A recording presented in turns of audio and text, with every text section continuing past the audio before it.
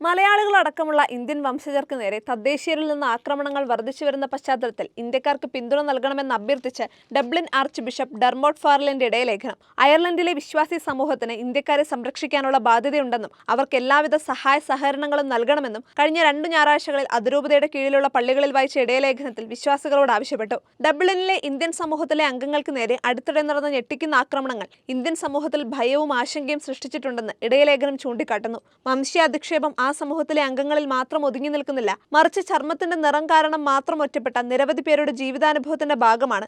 നമ്മുടെ അയൽക്കാരുടെയും സഹപൗരന്മാരുടെയും മാനുഷിക അന്തസ്സിന് നേരെയുള്ള ഈ അപമാനം അംഗീകരിക്കാനാവില്ല. ഇത് ഇരകളുടെ ജീവിതത്തെ ദുഃഖഭരിതമാക്കുകയും ഒരു ജനത എന്ന നിലയിൽ നമ്മളെല്ലാം വില കുറച്ച് കാണിക്കുകയും ചെയ്യുന്നു. അക്രമാസക്തമായ ആക്രമണങ്ങൾ അപൂർവമാണെങ്കിലും അത് വിനാശകരമായ ഫലമുണ്ടാക്കും.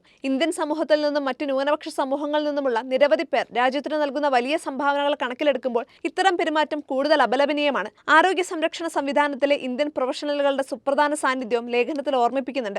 ഇന്ത്യൻ സമൂഹമില്ലാതെ പല ആരോഗ്യ സംരക്ഷണ ആവശ്യങ്ങളും നിറവേറ്റാൻ കഴിയില്ല. ഇന്ത്യക്കാർ സമ്പദ് വ്യവസ്ഥയുടെ പ്രധാന മേഖലകളിൽ അവരുടെ കഴിവുകൾ പ്രയോഗിക്കുകയും അവരുടെ നികുതികൾ വഴി പൊതുസേവനങ്ങൾക്ക് ധനസഹായം നൽകുകയും ചെയ്യുന്നുണ്ട്. അതിരൂപതയിലെ ഇടവകകളിലും സ്കൂളുകളിലും ഇന്ത്യക്കാർ പ്രധാനപ്പെട്ട പങ്ക് വഹിക്കുന്നു.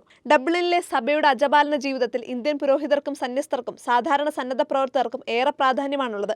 സമൂഹ മാധ്യമങ്ങളിലൂടെ ക്രൈസ്തവ സംരക്ഷണം നടത്തുന്നുണ്ടെന്ന് അവകാശപ്പെടുന്നവർ നടത്തുന്ന വംശീയ വിദ്വേഷം നീതീകരിക്കാൻ കഴിയില്ലെന്നും വിശ്വാസികൾ ഇത് തള്ളിക്കളയണമെന്നും ഇടയലേഖനത്തിൽ ആവശ്യപ്പെടുന്നു.